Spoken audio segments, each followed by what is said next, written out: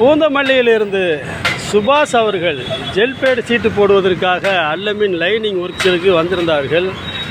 சாருக்கு போட்டாச்சு. சுபாஷ் சார் எப்படி இருக்கு? நல்லா இருக்கு. இன்னும் டிரைவ் எக்ஸ்பீரியன்ஸ் பண்ணல.